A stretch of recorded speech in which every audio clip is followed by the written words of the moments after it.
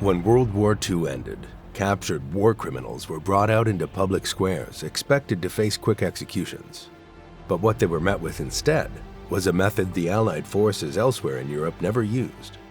It was called pole hanging, and the name barely captures how disturbing it really was.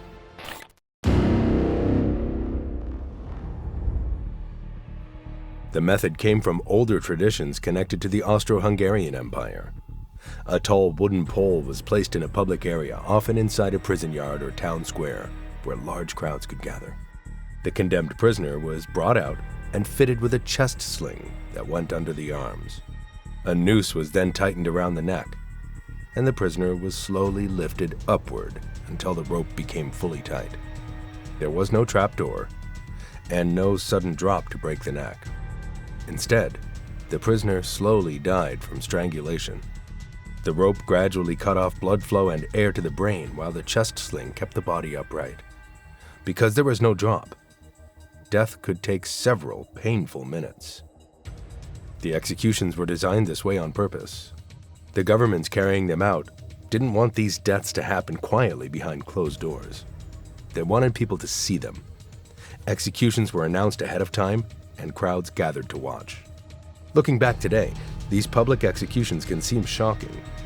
But to understand why they happened this way, you have to understand the level of destruction the Nazi occupation had caused across Eastern and Central Europe. Entire villages had been erased. Families disappeared. Tens of thousands of civilians had been murdered in prisons, camps, hospitals, and city streets. By the time the war ended, many survivors no longer cared about mercy for the people responsible. And every person executed on those poles had played a role in that destruction. The first man we need to talk about was not one of the most powerful Nazis in Europe. But what made him especially disturbing was that he had once been a Catholic priest. His name was András Kuhn. Kuhn had originally been ordained as a Franciscan friar in the Catholic Church. But during World War II, he became deeply involved with Hungary's Arrow Cross Party, a fascist and violently anti-Semitic movement closely allied with Nazi Germany. By late 1944, the war was collapsing around Hungary. Soviet forces were approaching Budapest, and the Arrow Cross government knew defeat was getting closer every day. Instead of backing down, many members of the movement became even more violent.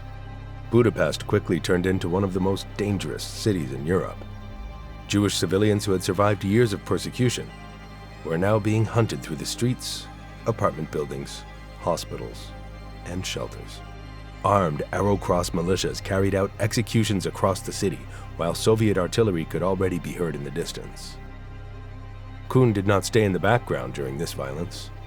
According to witnesses and survivors, he personally led armed death squads through Budapest while still wearing his priest robes. He reportedly entered Jewish hospitals alongside Arrow Cross gunmen, dragged sick patients from their beds, and ordered executions inside buildings that should have been safe places for civilians. Witnesses later described him shouting orders during raids and encouraging the killings. Some survivors claimed he even participated directly in shootings himself. The attacks connected to Kuhn killed dozens of people, while the larger Arrow Cross terror campaign in Budapest killed tens of thousands of Hungarian Jews during the final months of the war. When Soviet forces captured Budapest in February 1945, Kuhn was arrested afterward. His trial became one of the first major war crime proceedings in post-war Hungary. The evidence against him was overwhelming. He was convicted of war crimes and sentenced to death. On September 19, 1945, Kuhn was executed in Budapest using the pole-hanging method. Reports from the time stated that he was still wearing clerical clothing when he was brought out before the crowd. His execution became a clear symbol of how seriously Hungary intended to punish collaborators and war criminals after the occupation ended. But the men who followed Kuhn to the gallows were even more powerful. They were not local militia members or street-level killers. They were senior Nazi officials who had helped organize terror across entire countries. And one of the next men to face execution, named Karl Hermann Frank, had played a major role in the destruction of 2 Czech villages that became symbols of Nazi brutality during the war. It happened on June 10, 1942, when Nazi forces entered the Lidice village and rounded up the population. Every male over the age of 15 was separated from the women and children and shot dead. In total, 173 men and boys were executed that day. The women were deported to Ravensbrück concentration camp, where many later died from disease, starvation, and abuse. Most of the village's children were eventually murdered in gas vans at Chelmno extermination camp. After the killings, the Nazis completely destroyed Lidice itself. Homes were burned down, buildings were demolished, and the ground was flattened so thoroughly that it was meant to look as if the village never even existed. Just 2 weeks later, the nearby village of Ležáky suffered a similar fate. These massacres happened after the assassination of Reinhard Heydrich, one of the most powerful figures in Nazi Germany and one of the main architects of the Holocaust. Heydrich was attacked on May 27, 1942 by Czech and Slovak resistance fighters trained in Britain during a mission known as Operation Anthropoid. He later died from his wounds on June 4th. Hitler reacted with fury and demanded brutal retaliation against the Czech population. Karl Hermann Frank was one of the main men responsible for carrying out that retaliation. Frank had already spent years helping run Nazi rule inside occupied Czechoslovakia. After Heydrich's death, he became the acting senior security official in the Protectorate of Bohemia and Moravia and oversaw a huge crackdown across the region. Thousands of suspected resistance members, civilians, and political opponents were arrested. Executions became common, prisons filled up, and fear spread throughout the country. When the war ended in 1945, Frank was captured by American forces and later handed over to Czechoslovakia for trial. His case drew enormous public attention because many people across the country personally connected him to the terror of the occupation years.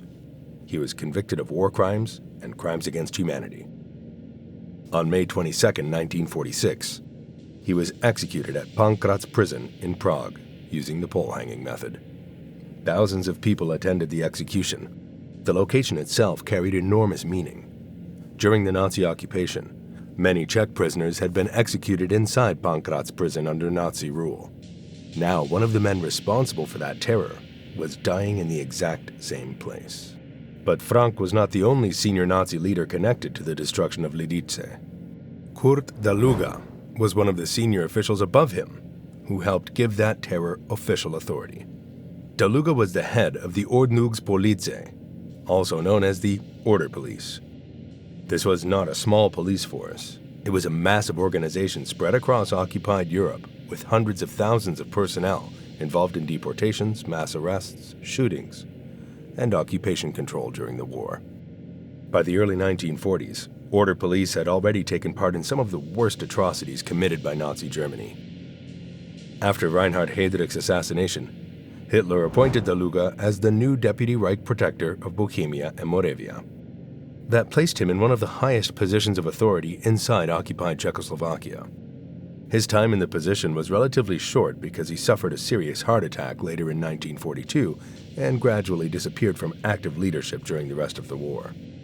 During his post-war trial, his defense tried to use his poor health to argue that he should not be held fully responsible for the crimes committed under his command. The court rejected that argument. Judges concluded that the massacres and reprisals happened as part of a system Daluga had personally helped build and lead for years. After the war, he was captured and extradited to Czechoslovakia, where he faced trial for war crimes. The evidence against him was extensive, and he was sentenced to death. On October 24, 1946, Kurt Daluga was executed in Pankratz prison in Prague, using the same pole-hanging method that had already been used against Karl Hermann Frank months earlier. While Prague was carrying out justice against Nazi officials, Hungary was dealing with crimes on an even larger scale. By early 1944, Hungary still had one of the largest remaining Jewish populations in Europe. Around 750,000 Jews were still living in the country, and although discrimination and anti-Semitic laws had already made life extremely dangerous, many Hungarian Jews still believed they might avoid the kind of mass extermination already happening elsewhere in Nazi-occupied Europe. That hope collapsed on March 19, 1944. On that day, Germany occupied Hungary during a military operation called Operation Margareta. German troops entered the country, and a new Hungarian government was quickly installed that fully cooperated with Nazi demands. Soon after the occupation, Adolf Eichmann arrived in Budapest to oversee the deportation of Hungarian Jews. One of the key Hungarian officials working alongside him was Laszlo Endre. Endre had spent years building a reputation as a radical anti-Semite inside Hungarian politics. After the German occupation, he became state secretary in Hungary's interior ministry, a position that gave him enormous control over how deportations would be organized across the country. And he approached his job with shocking enthusiasm. Between April and May 1944, Hungarian Jews were forced into ghettos, stripped of property and legal rights, and prepared for deportation. Entire communities were rounded up and loaded onto trains heading towards Auschwitz-Birkenau. The deportations happened at an incredible speed. Between May 15th and July 9th, 1944, around 437,000 Hungarian Jews were deported, most of them sent directly to Auschwitz. The vast majority were murdered soon after arrival. It became one of the fastest mass deportation operations of the entire Holocaust. Endre was not simply signing paperwork behind a desk. Witnesses and records showed that he actively pushed the deportation process forward. He visited ghettos personally, attended planning meetings, and pressured officials to move faster. Even some German officials involved in the deportations were surprised by how quickly the Hungarian administration carried out the operation. As the war collapsed in 1945, Endre attempted to escape Hungary, but was eventually captured and brought back for trial. The evidence against him was extensive. Government records, deportation orders, and witness testimony clearly connected him to the deportation of hundreds of thousands of people. In December 1946, Laszlo Endre was executed in Budapest using the pole-hanging method. His execution received less international attention than some more famous Nazi trials in Germany or Czechoslovakia. But inside Hungary, many people understood exactly what he had helped make possible. The number, 437,000, is almost impossible to fully imagine. But one man, Ferenc Szálasi, had played a major role in turning that number into reality. Szálasi had once been an army officer in the Austro-Hungarian military during World War I, and later served in the Hungarian army. Over time, however, he became increasingly radicalized by fascist ideology and extreme nationalism. During the 1930s, he developed a political movement called Hungarism, which mixed ultranationalism with violent anti-Semitism and borrowed heavily from Nazi Germany. In 1940, he was the one who officially founded the Arrow Cross Party. Even before the war reached its final stages, Hungarian authorities had already viewed Szálasi as dangerous. He spent time in prison during the late 1930s because his political activities were considered too extreme and destabilizing. But by 1944, Germany needed loyal allies inside Hungary more than ever. That year, as Soviet forces pushed closer and the Axis position collapsed across Europe, Hungarian leader Miklos Horthy attempted to negotiate a separate peace with the Soviets. Germany responded immediately.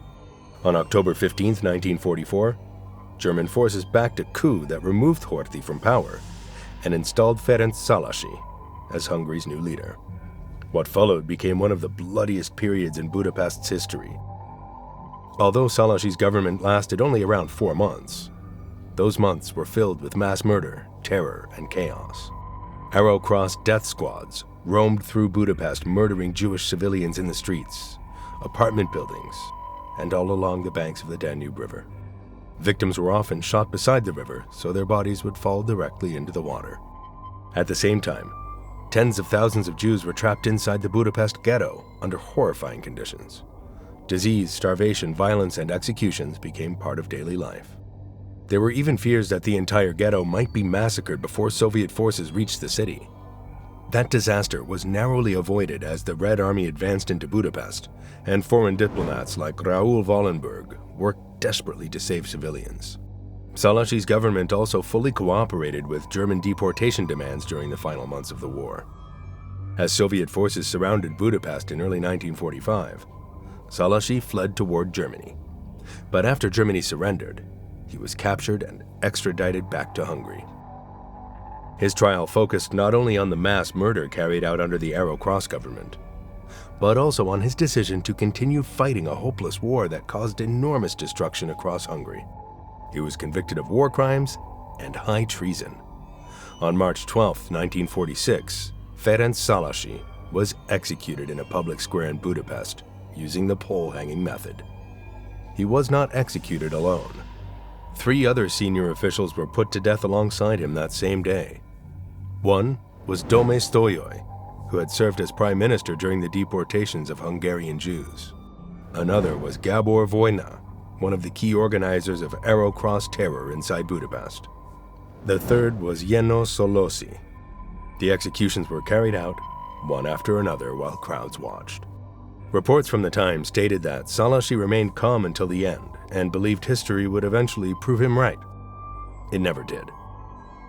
He died slowly in front of the public as the regime he had led collapsed around him completely.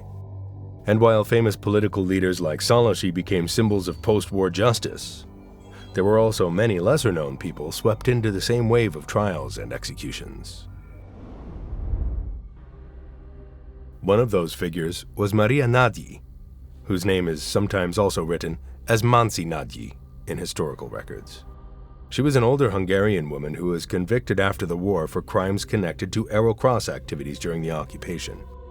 The accusations against her involved collaboration and alleged participation in the abuse and torture of Jewish prisoners during the final months of the war. That placed her inside one of the most violent periods in Budapest's history, when Arrow Cross militias and collaborators carried out arrests, beatings, robberies, and executions across the city. Her case stood out partly because she was both older and female, at a time when most of the well-known executions involved male military officers or political leaders. But she was far from the only civilian prosecuted after the war. Hungary carried out around 27,000 post-war legal proceedings connected to wartime crimes and handed down several hundred death sentences. Courts were overwhelmed with cases as the country tried to deal with the scale of collaboration and violence that had taken place during the occupation years. Some trials were carefully documented and became internationally famous. Others happened quickly, with far fewer surviving records. That's one reason why historians know much less about Maria Nagy today compared to figures like Szálasi or Karl Hermann Frank. What her case does show, however, is that the pole-hanging method was not reserved only for top-ranking Nazi leaders or government officials. Hungarian courts also used it against ordinary collaborators who were found guilty of helping carry out Arrow Cross crimes. These executions were not only about punishment. Czechoslovakia had spent 6 years under Nazi occupation after Germany took control of the country in 1939. During that time, resistance fighters were executed, villages were destroyed, and thousands of civilians were sent to concentration camps. Czech culture and political life were heavily suppressed while Nazi authorities tried to reshape the country under German control. Hungary's experience during the war was different, but it still ended in disaster for much of the population. By the time the war ended, both countries were filled with survivors who had spent years watching neighbors disappear, families get deported, and entire communities destroyed. People wanted visible justice. That's one reason the pole-hanging method was used publicly. The executions were designed so ordinary people could witness the fall of the men responsible for the occupation, deportations, and massacres. The trials at Nuremberg were mainly focused on the international stage. They were meant to document Nazi crimes for history and establish legal precedents after the war. But the executions in Prague and Budapest were aimed much more at local audiences. The people watching were often survivors, relatives of victims, or civilians who had lived through the occupation themselves. There was also politics involved. By the late 1940s, both Czechoslovakia and Hungary were falling under Soviet influence.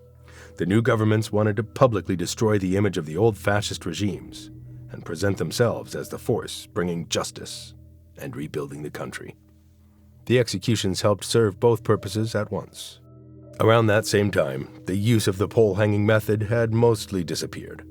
The large wave of post-war war crimes trials slowly came to an end. Over time, new political trials began to replace them. this time targeting people accused of opposing the communist governments rather than Nazi collaborators. Pankratz prison, where Hermann Karl Frank and Kurt de Luga had been executed, remained active during the communist period and was later used for political imprisonment and executions by the secret police. The prison ended up becoming connected to several different eras of violence during the 20th century. The pole hanging method itself left behind very little physical evidence. The wooden poles were temporary, and after the executions ended, the crowds eventually disappeared. Historians still debate how much these executions were about justice and how much they were influenced by politics. In reality, both were true at the same time.